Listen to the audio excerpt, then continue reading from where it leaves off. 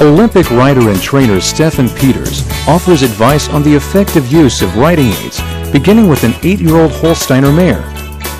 So what we're trying to do, we're trying to get a reaction from her back and her hind leg, where she simply learns later on to come a little bit more under and really give in her top line.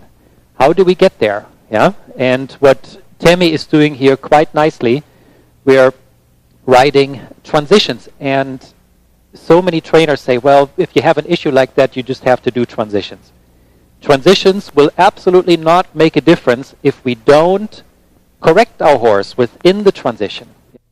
When our horse runs through the hand, yeah, there's absolutely nothing wrong with reinforcing our seat and rein aid with a gentle tap with the whip.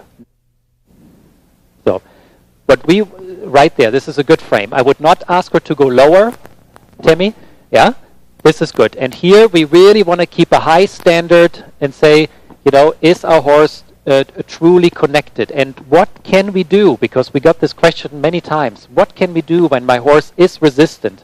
Yeah, it starts pulling on me. Let's keep one thing very, very clearly in mind, and I'm sure Christoph agrees with me. When we see, or when we feel as riders that our horse is pulling on us, I guarantee you that any judge is not going to blame the horse. Who's he going to blame? He's going to blame the rider. If we never teach our horse really to go softly into the hand, it always looks like that we are holding the horse together. Yeah?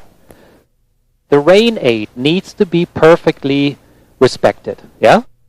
So I really want to talk very specifically about the rein aid right now. Yeah?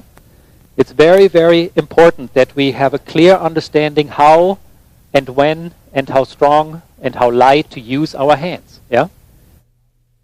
It is very important. The frame, yeah, that our horses need to be in later on does not happen by some magical trick. Yeah? It really becomes when the horse understands the true understanding what the driving aid is about, what the bending aid is about. Yeah? We're looking at a good rhythm, yeah, but we're looking at a little bit lack of suppleness. And that's what we're working on right now. Yeah? But the bend and the flexion to both sides, just as important as the suppleness and the flexion in the back and the pole. Yeah? I think this is so important to really understand the true suppling. Yeah? So, and there's nothing wrong with this when we feel our horse is a little bit resistant and we touch her a moment with the whip. We really could see there's already a little bit the idea of a half step. There's a little bit the idea of a piaffe. But what it does, it really brings the back up, makes the pole round, and Tammy had again a chance to let go a little bit more. Yeah? So this is good, Tammy. That's it. Okay. Yeah? Good. And pet her again.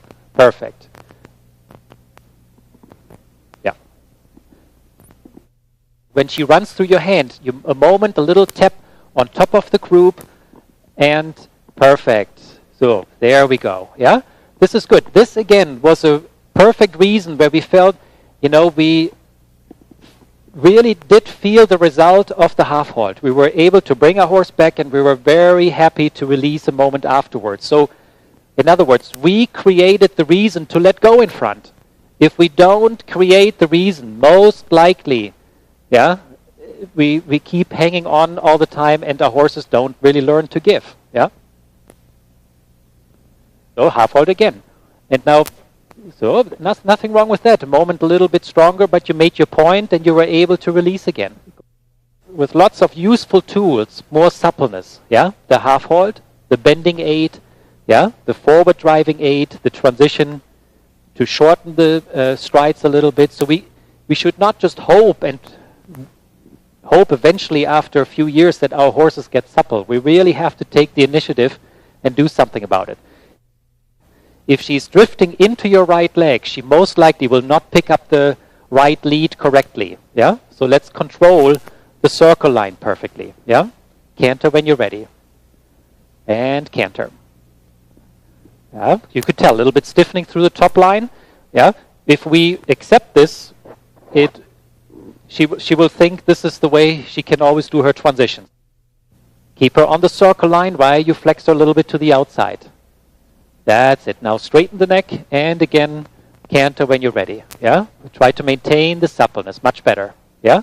Just by increasing the suppleness on the right rein, you were able to keep her from drifting to the outside, and your right leg was much more effective, and it made your point. Yeah?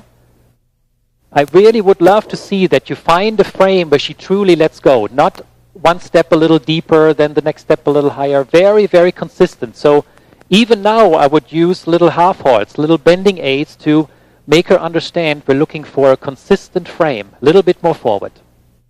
I find it very important to set daily goals with her. Yeah, that doesn't have to be that we say, okay, today I want to get the flying changes done. Yeah, but every day saying, asking ourselves, is my horse supple enough so that I can go into the show arena and I don't have to worry about my horse fussing in front. Yeah, I don't have to worry about my horse being crooked, coming above the bit. Yeah, so that I really make my horse more supple, and the word that I'm looking for right now is rideability.